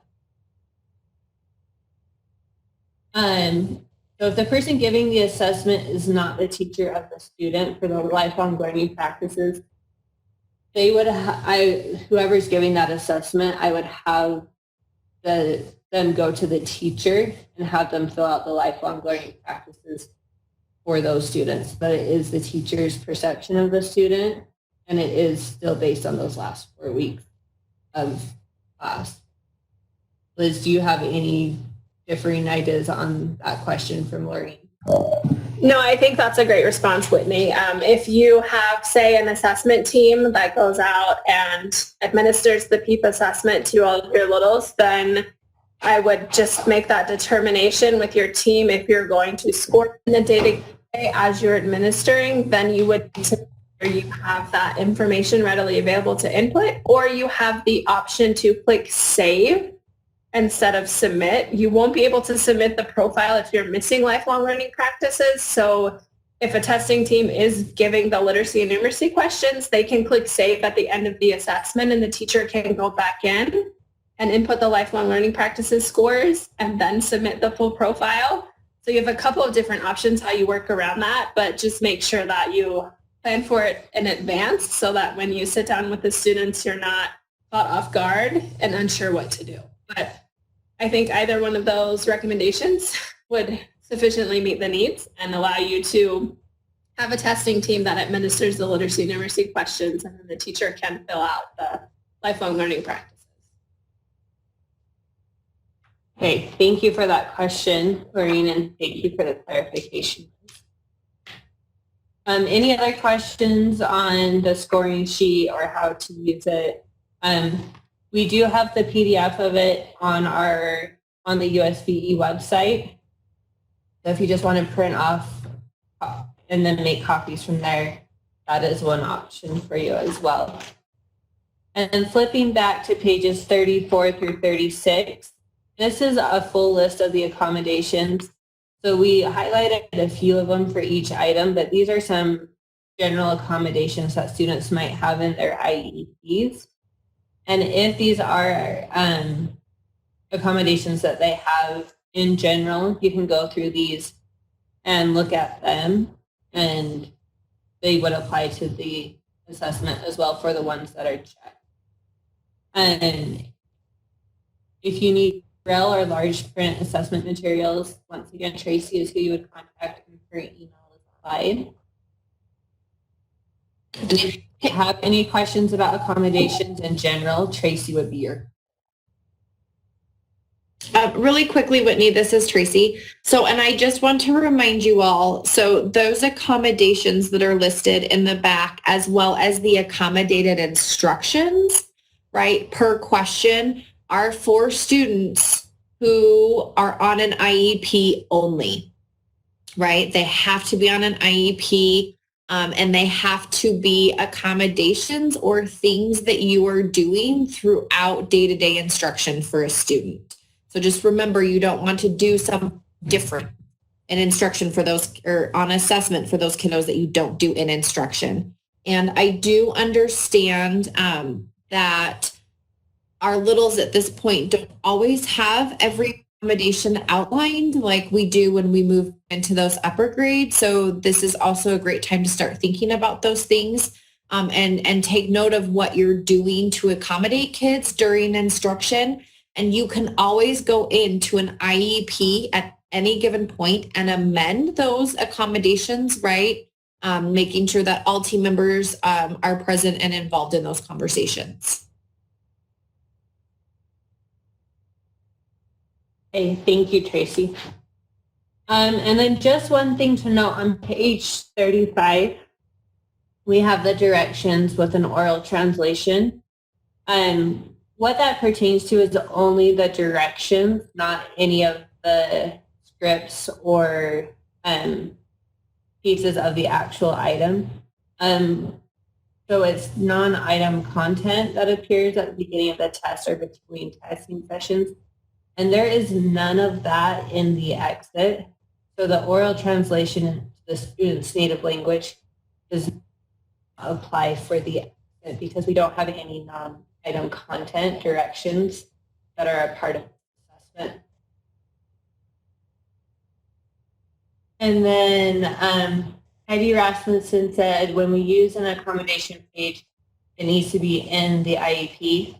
So Heidi, it's if you're using any of the accommodations when you instruct the student in general, then it needs to be part of their IEP for it to also be allowed on their assessment. We just want to make sure whatever accommodations you're making when you instruct the student, we're providing those same accommodations in the assessment, and we don't want a difference between instruction and assessment.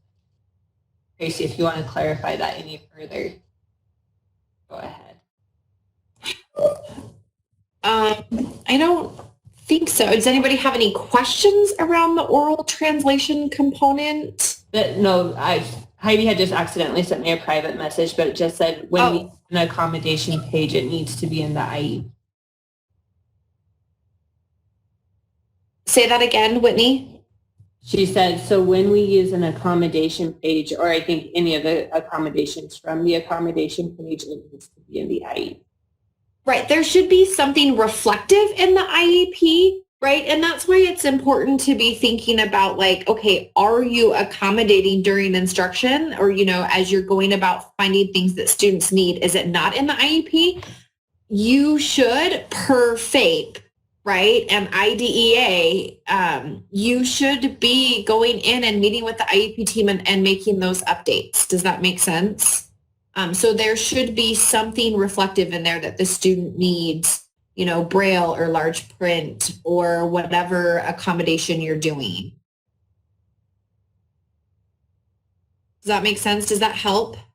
Yeah, Heidi, if you have further questions, you can either put another comment in the chat box or email Tracy for further. Shoot me an email and we can set up a time to call even if that helps. Okay, and I did just see a question about, can you go over how to score the lifelong learning practices?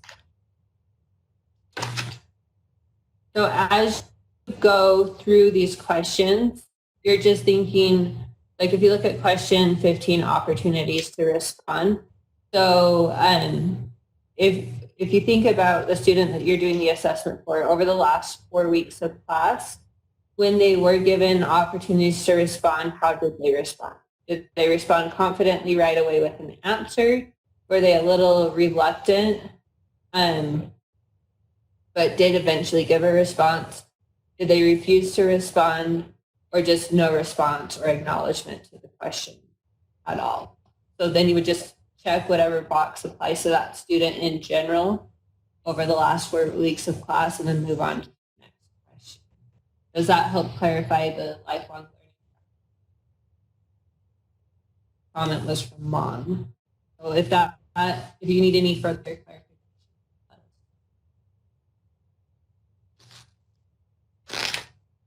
Okay, and then for this assessment, it is not allowable to opt out of this assessment, but these are littles and we don't want to make enemies out of parents this young.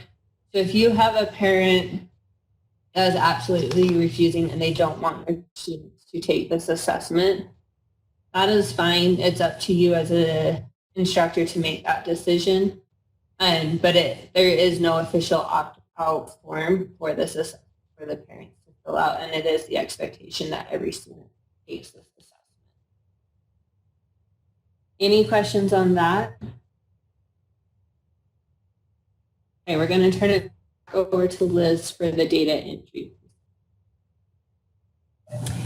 Okay, so for the data entry piece, you'll need to make sure you have access to the data gateway, and we'll talk about that here in just a second. That is the website that you need to visit to enter the data. Who can enter the data? Any program employee that has been trained. So either watching this webinar today, watching the recorded webinar, I'm working on building some Canvas that you should be able to access to complete training as well. So anybody that has been formally trained, and also they will need to have access in the data gateway. So this access is given through either assessment directors if you're at a public school district, or your program directors for private providers. If you do come into any access issues with the data gateway, your account, please reach out first to your program or assessment director, and they should be able to help you. So I'm going to stop this PowerPoint, and I'm going to pull up the website where you will sign in. So it's just simply datagateway.schools.utah.gov. And when you get to the website, you will notice at the top right here, there's the login button. You click on that, enter necessary information, and then click login. So just for today's purposes, I'm going to use a slightly different website so that I am protecting PII of those current students. So this looks very similar. Log in with your credentials. And you'll see at the top the My Tools button in your toolbar. If you sign in and you see this page and this My Tools option is missing, then you don't have the appropriate user role to get into the PEEP on the data gateway. So you'll have to contact your program or assessment director. So click on My Tools, have a drop-down option. Depending on your user role, you'll have a list of options here. Probably will look different than mine, but you're just going to select the PEEP assessment and it'll navigate you to the PEEP page. So one question we have here is, if we need to enter new students so you can record their PEEP exit data, you would contact your assessment or program director. They have the ability to roster new students for you. When you sign in, you probably only see this assessment section here for administer PEEP and not these other options. So the assessment director or program director can roster new students for you. So once you click on administer PEEP, it will populate over here. Depending on the time and when the window opens, it should default to exit for the exit testing window.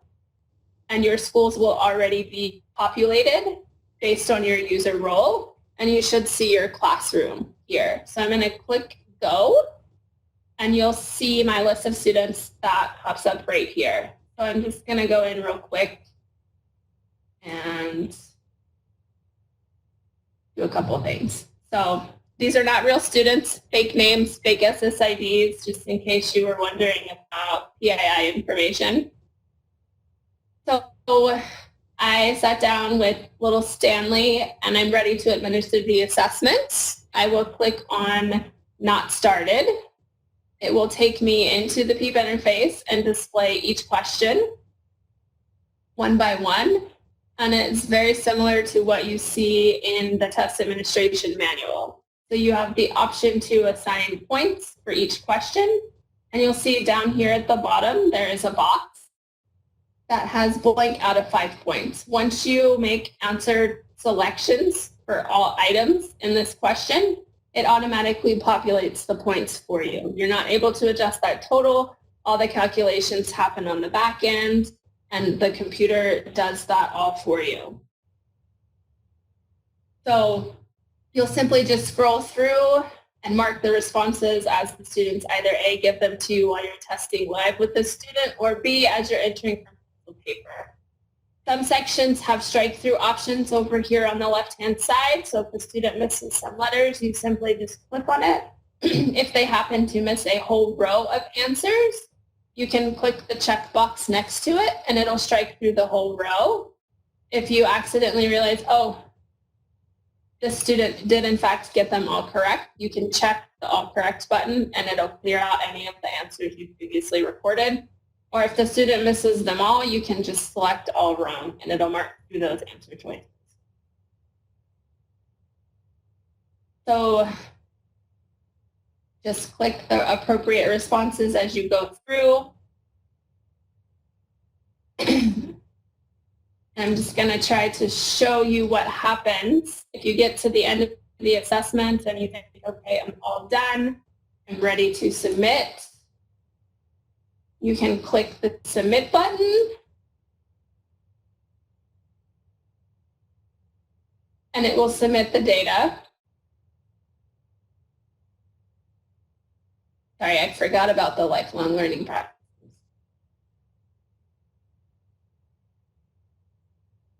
So you can click the submit assessment button and it will submit the data for you. That means the data is finalized and it will be locked. Or if you have a testing team and they administer literacy numeracy and you need the teachers to go in and enter the lifelong learning practices, you would click the save button instead and it will take you back to the landing page. And it will change from not started to in progress and display the total literacy points, total numeracy points, and lifelong learning practices, as well as the date those responses were recorded. So say I had a testing team that did literacy numeracy, the teacher comes back in later, enters lifelong learning practices, then they can submit. If you happen to click into the profile and click submit assessment, all questions must be answered in order for you to submit the profile fully. In this case, I skipped question number 3. So it gives me this error message and tells me specifically which question is missing answers. So I can either scroll down to question 3 or click on this text right here and it will say must choose at least one option. So I would mark the ones that the student got incorrect, or maybe they got them all. Then I would scroll back to the bottom, click submit assessment, takes you back to the roster page, you see all your students, and it now has view next to it. So when the profile is fully submitted, you click on view. As a classroom teacher, you won't have these two options to unlock and delete the profile. So it will just simply display who it was last modified by, and it will show you the student responses. You're not able to make any changes, but you are able to go back and view the student information if you need to verify or you need to answer a question from somebody about the assessment profile. So that in a nutshell is how you go through and record the responses, and they're saved. If you're not ready to fully submit and you need to come back maybe later and make changes, then you can submit. So the question in the chat is, if you have children move out during the year, do you need to remove them from your data gateway roster at entry of exit? So if you had students there at the beginning that are no longer here at the end, I would say for the time being right now to just leave those students on your roster and just to not enter any data for them for exit. It's okay if you have students that are there that no longer attend your program for the purposes of being able to access that historical data piece from the entry. If you delete the student from your roster, then you will no longer have access to that entry data. So for the time being, I would just let them sit on your roster and just not put in any data or information for exit. Hey, Liz, this is Tracy. Can you get into alternate real quick? Yeah, just to see what the scoring looks like. Yeah, I was going to get there. I have a couple more things with the regular PEEP, and then we'll talk about alternate. Thank you. You're welcome. So I have this one student that has an AP plan in place with specific accommodations that I'm going to be using when I administer the PEEP. So right here on the right-hand side, you can see there's a section titled accommodation. So if I know that a student is going to have any of the general accommodations or any specific accommodations, I click the checkbox so that we can collect the data on how many students had accommodations that were used during the assessment. And it can just be simply, I think one of them is the student needs the assessment broken up into smaller sections. They have that in their IEP. We're taking advantage of it. It is accommodation, so I check the box. When you do this is specifically important if you have those students who may be deaf or hard of hearing, and there are questions that don't apply. So when you get to those specific questions that have that item-specific accommodation, you will see this checkbox for not applicable. So if I have a deaf student who's not able to do first sounds or letter sounds, then I would simply check these two not applicable boxes. And I'm just going to really quick for this so you can see how the points are calculated and the difference that first on that main rostering page, checking the accommodation box, and then second, checking the NA not applicable box for those specific questions.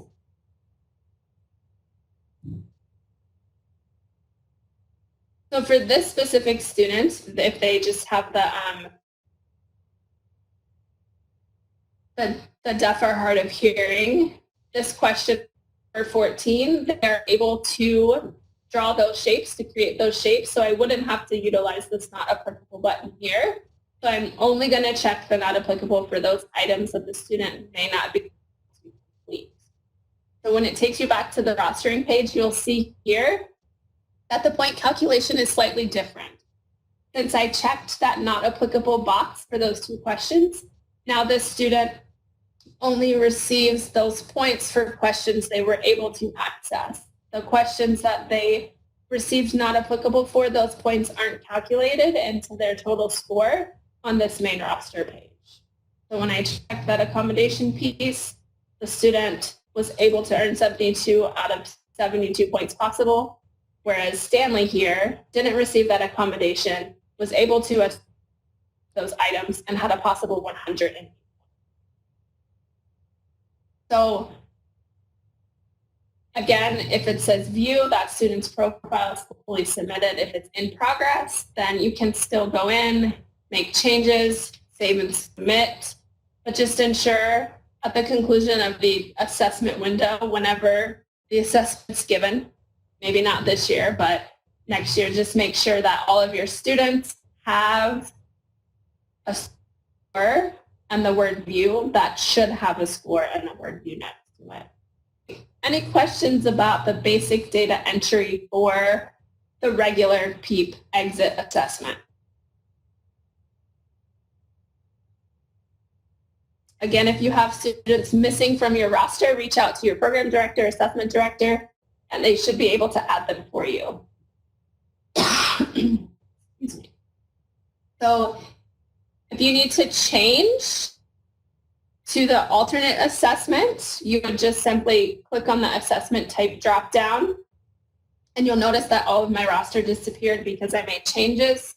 So I click go, it populates that same student list, and it is possible to enter a PEEP alternate score and a PEEP regular exit score. Say you have a student that you administered the regular PEEP exit, and then you had an IEP team meeting with the entire team and made the decision that the PEEP alternate might be a better choice. You could still come in here and enter the PEEP alternate score even if they do have regular PEEP scores. So you can click on the Not Started button, and it pulls up, and it looks just like the rubric that you have printed on paper. So vocabulary, not yet emerging, emerging, directionality, approaching target, concept of letter at target. So you would just scroll through and score these boxes to match those responses that you have on your paper answer sheet. And then the same thing applies here. If I get to the end and I click Submit Assessment, and I haven't clicked on answers for every question on the alternate assessment, it will pop up and show me which questions are missing responses so that you can either click on them and it'll take you right to them, or you can just scroll down and those ones that are missing answers.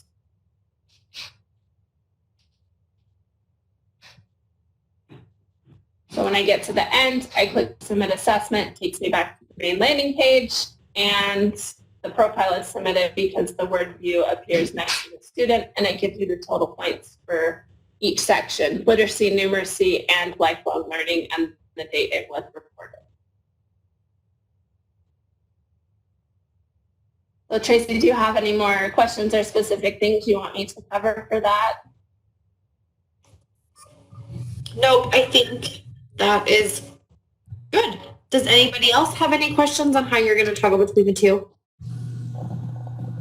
And then Lacey, really quickly, do you know those that would possibly be doing PEEP exit alternate?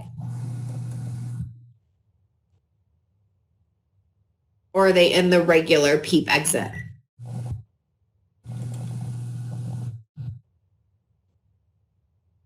You're asking Lacey? Yeah. If you're asking her if all of her students are doing the regular one or are some of them doing the alternate? Does she have anybody in the alternate? Not right now. Nope. Okay, perfect. I mean, one that we're suspecting maybe we would have to use it, but not right now. Okay. All right. Thanks.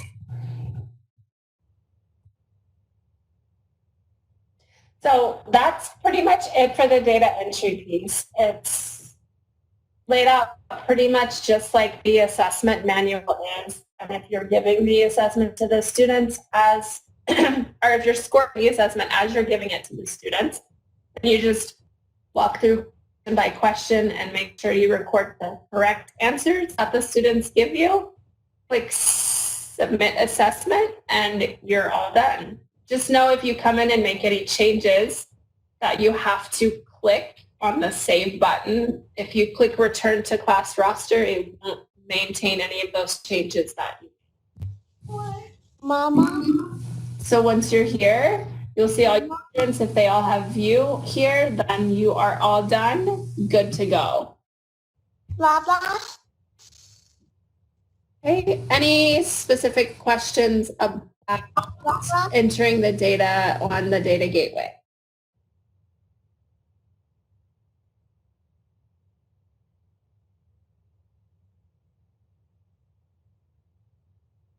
Okay, so I just have up here, if you have, if you find your students come back after May 1st and you are able to just administer some PEEP assessment and you have a question about a specific item on the assessment, how to gateway, you can reach out to any of the people listed here. Under general testing questions, myself, Whitney, or Sid are happy to answer. If you have specific questions about the accommodations pieces or the alternate assessment, Tracy is your go-to for that one. But any of us are happy to field any questions you have. In regards to the grant program, if you have grant program specific questions, those should be directed to Jamie Robinson, Jessica Smith, or Emma with DWS. They can answer program specific questions more readily than the assessment staff at USB. So I'll leave these email addresses up here, and thank you for joining us. I don't know if Sid has anything else to say, but we'll stick around for just a minute. If you have any questions, feel free to put them in the chat box, and we're happy to answer. If not, in the midst of all of the craziness, thank you for joining us, and hopefully this webinar will be posted soon to the USB website that you can share with colleagues if should they need to attend the training. Question from Debbie, do we make a copy of the manuals and will any updates be out before the end of the school year? So to the update piece, they will not be out in the manuals that you should receive from your program directors or your assessment directors. Those changes that we discussed today won't be reflected in the manual until the standards revision process is completed and we have reprinted testing materials for next year. You should receive paper copies of the manuals from your program people. If you haven't, reach out to them first. I know Jessica specifically was working with the program participants to distribute the testing materials. So should school resume and you need yourself a set of materials, start first with your program person and they should be able to help you. And to Lola, yes, we can make sure that you receive credit. We have a list of people who signed into the webinar and participated. And within a few days, our assistant will go in and make sure she uploads the information and assigns credit to those that attended in the webinar. And even if you were unable to register, if you do have a Midas account, she should be able to find you in there to give you credit. So those licensure points should show. Those licensure points should show up. You're welcome.